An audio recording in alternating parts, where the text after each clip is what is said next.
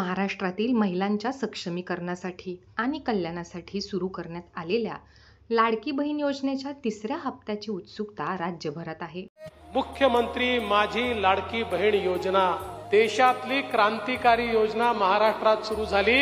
आतापर्यंत 1,60,00,000 खात्यात गेले आणि आता 2 कोटीच्या वर खात्यांमध्ये पुन्हा पैसे चाललेले आहेत. आम्ही आदिवासी समाजाचे पैसे केवळ आदिवासी समाजाकरता, दलित समाजाचे पैसे पै न पै दलित समाजाकरता, शेतकऱ्यांचे पैसे पै न पै शेतकऱ्यांकरता, आणि म्हणूनच कोणीही आम्हाला थांबवू शकत नाही.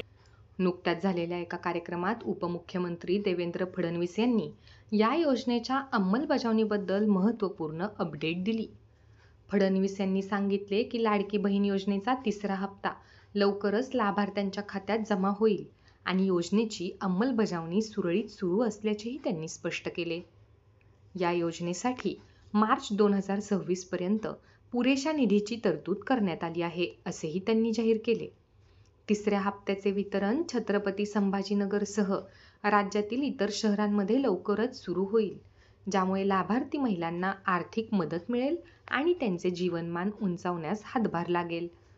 योजनेच्या पहिल्या 2 हप्त्यांद्वारे एकूण 1,60,00,000 खात्यांमध्ये पैसे जमा करण्यात आले असून सरकारचे पुढील उद्दिष्ट 2 कोटी खात्यांपर्यंत लाभ पोहोचवणे आहे.